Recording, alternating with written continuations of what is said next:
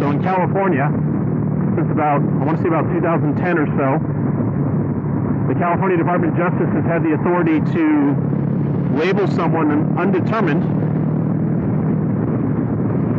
meaning they go to do a background check, and for whatever reason, they can't state definitively that you are not prohibited because, for example, you have an arrest, but the arrest has not yet been dealt with one way or another, meaning the charge, there's nothing on the rap sheet that reflects that, like I said, the charges were dropped, dismissed, or otherwise.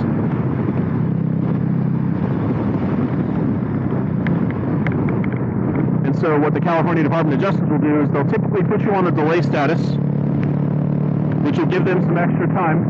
Now they reach out to the arresting agency that has the offense. I'm not so sure that actually happens.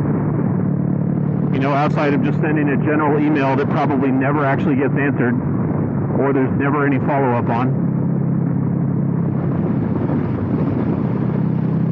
And they'll put you on a delay status for an additional 20 days, so 30 days in total. The reason why it's 30 days in total is because under federal law, the background check is only good for 30 days. And so once that 30 days is expired, Cal DOJ says, well, we can't come to a determination one way or another. So this person is now undetermined. And as a result of that, they leave it up to the dealer to decide whether or not they want to release the firearm. The dealer does have discretion, but most dealers, of course, will not release. However, that's not necessarily the case. So if you know that you're going to be labeled undetermined because you have a prior arrest, you can at least talk with your dealer ahead of time and ask them what their policies are on releasing on undetermined statuses. And so that way, if you're unable to get your record cleared or addressed in any way, you can at least still purchase a firearm if you know ahead of time that the dealer is going to still release it to you even if you get an undetermined status. I can tell you from my experience in dealing with this issue, I have yet to come across someone that is truly prohibited from owning or possessing firearms as a result of an undetermined status. So, you know, until I say otherwise, or until someone tells me otherwise, you know, I personally, frankly, it shouldn't be the person's responsibility to prove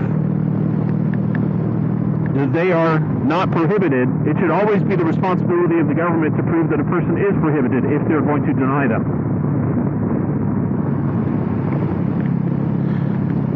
And so oftentimes what we have to do is if you have a prior arrest that has no disposition information, unfortunately, it's one that is